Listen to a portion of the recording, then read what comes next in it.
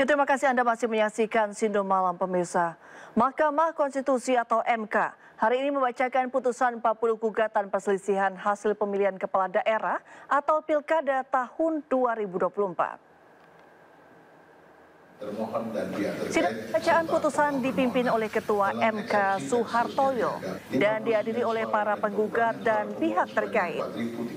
Total ada 40 sengketa pilkada yang dibacakan putusannya hari ini. Salah satunya sengketa calon Bupati Papua Puncak Elvis Tabuni. Dalam putusannya, MK menolak gugatan pemohon terhadap Elvis karena dinilai melakukan manipulasi atau keliru dalam pencatatan hasil perhitungan. Dengan putusannya ini, Elvis Tabuni beserta wakilnya Naftali Akawal resmi menjadi Bupati terpilih Papua Puncak dan siap dilantik. 162 suara dan penambahan suara pihak terkait dasar negara Republik Indonesia tahun 1945. Kepedulian rakyat Kabupaten Puncak di sana karena daerah Puncak itu daerah konflik. Tapi luar biasa. Pemilihan sekarang ini sangat luar biasa, aman, tertib, damai, tidak ada konflik. Baru sebenarnya diterima oleh putusan KPU itu sudah sah.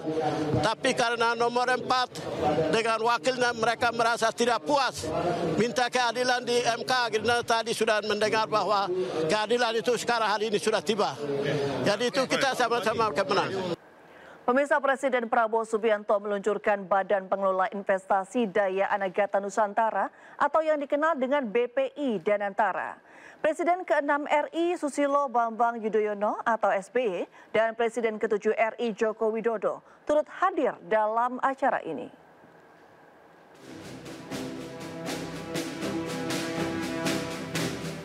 Presiden ke-6 RI Susilo Bambang Yudhoyono atau SBY dan Presiden ke-7 RI Joko Widodo menghadiri peluncuran Badan Pengelola Investasi Daya Anagata Nusantara BPI Danantara di Istana Kepresidenan, Jakarta Pusat.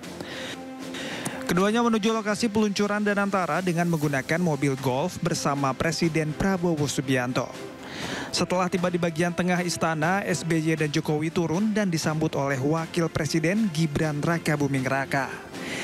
Gibran berdiri bersama Wakil Presiden ke-10 dan ke-12 Yusuf Kala, Wapres ke-11 Budiono, dan Wapres ke-13 Ma'ruf Amin. Mereka pun langsung menyalami Prabowo, Jokowi, dan SBY. Selain para mantan presiden dan wakil presiden Indonesia, peluncuran Danantara juga dihadiri para menteri Kabinet Merah Putih dan juga utusan negara sahabat. Peluncuran Danantara menandakan era baru dalam pengelolaan investasi negara. Danantara juga merupakan komitmen pemerintah dalam mewujudkan Astacita, yakni visi besar untuk membawa perekonomian Indonesia ke level yang lebih tinggi melalui investasi berkelanjutan dan inklusif. Danantara Indonesia adalah solusi strategis dan efisien dalam mengoptimalkan badan usaha milik negara.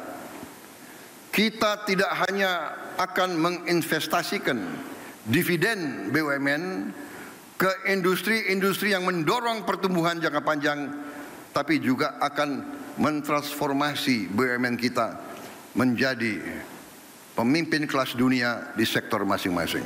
Badan Pengelola Investasi Daya Anagata Nusantara. Momen peluncuran Danantara merupakan momen penting bagi Presiden Prabowo. Danantara diharapkan bisa menarik investasi asing dan domestik. Tim Liputan, iNews melaporkan.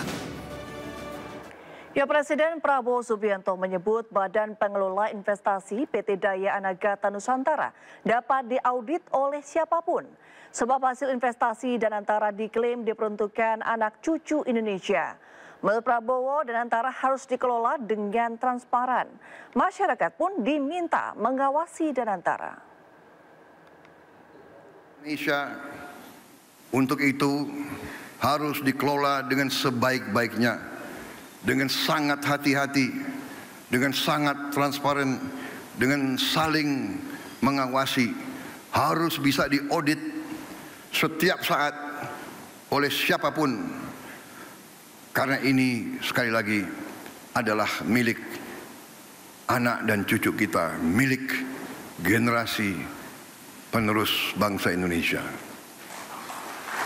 Saya yakin dan percaya Indonesia akan terus melangkah maju, lebih kuat dan lebih bersatu dari sebelumnya. Dengan keyakinan ini, mari kita bergerak bersama, bersatu dalam tujuan, teguh dalam tekad, dan yakin bahwa pencapaian terbesar Indonesia masih ada di depan kita. Saudara-saudara sekalian, percayalah, Indonesia akan capai cita-citanya. Kita akan menjadi negara maju, negara makmur, negara... Ya, kita ke informasi lain pemirsa. Executive Chairman MNC Group Haritanu Sudibyo menghadiri acara Konvensi Nasional Media Massa 2025 bertajuk Disrupsi Berganda terhadap Media Massa di Hall Gedung Dewan Pers Jakarta Pusat. HT meminta pemerintah melalui Komisi Penyiaran Indonesia beserta Dewan Pers untuk membuat aturan guna memperkuat media nasional di tengah iklim pers yang mengalami degradasi.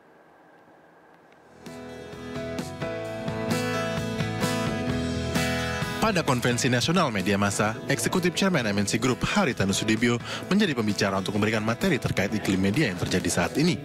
HT menyebut rasio publik menerima informasi dari media sosial sangat besar yang mencapai 75 hingga 80% ketimbang menikmati konten media konvensional seperti televisi, radio maupun siber. Ia meminta pemerintah melalui Komisi Penyiaran Indonesia beserta Dewan Pers untuk membuat aturan guna memperkuat iklim media di tengah gempuran media sosial asing. Sebaiknya KPI, Dewan Pers duduk libatkan kawan-kawan yang punya hati untuk membangun media ini solid lagi, media nasional maksud saya.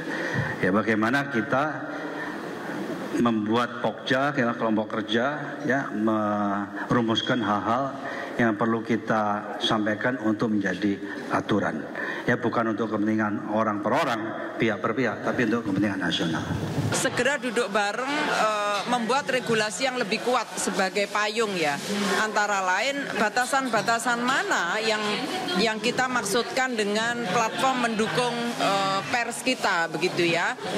Ini harus segera karena bagaimanapun kondisi faktual teman-teman jurnalis sekarang mengalami kesulitan yang cukup serius begitu ya. Pembuatan regulasi untuk membatasi pemberitaan hanya dari pers yang kredibel penting untuk melawan arus informasi yang tidak bisa dipertanggungjawabkan dari media sosial. Dari Jakarta, Rian Rahman, iNews melaporkan. Pemirsa, Menteri Ekonomi Kreatif Teuku Rifki Harsha melantik sejumlah pejabat pimpinan tinggi media dan staf khusus menteri guna memperkuat struktur kementerian. Para pejabat di lingkungan Kemenkraf ini diharapkan mampu bekerja optimal serta mensukseskan asta cita pemerintahan Prabowo Gibran.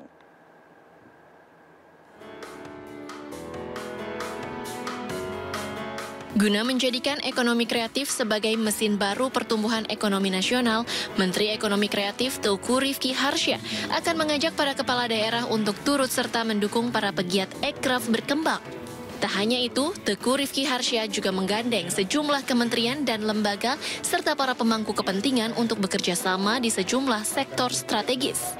Dengan kolaborasi lintas kementerian dan lembaga ini, diharapkan mampu mempercepat realisasinya program-program yang tepat sasaran di tengah efisiensi anggaran yang sedang dihadapi. Hal ini disampaikan saat dirinya melantik sejumlah pejabat pimpinan tinggi media dan staf khusus menteri di lingkungan Kementerian Ekonomi Kreatif.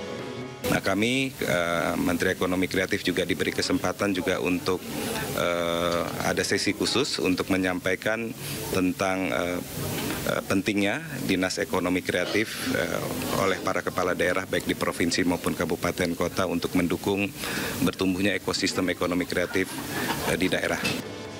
Dengan pelantikan ini diharapkan juga dapat mendorong 8 kebijakan yang dikeluarkan Presiden Prabowo Subianto untuk pertumbuhan ekonomi nasional pada kuartal 1 tahun 2025 dari sektor ekonomi kreatif agar berdampak positif bagi masyarakat. Dari Jakarta, Fakih Satrio, iNews melaporkan.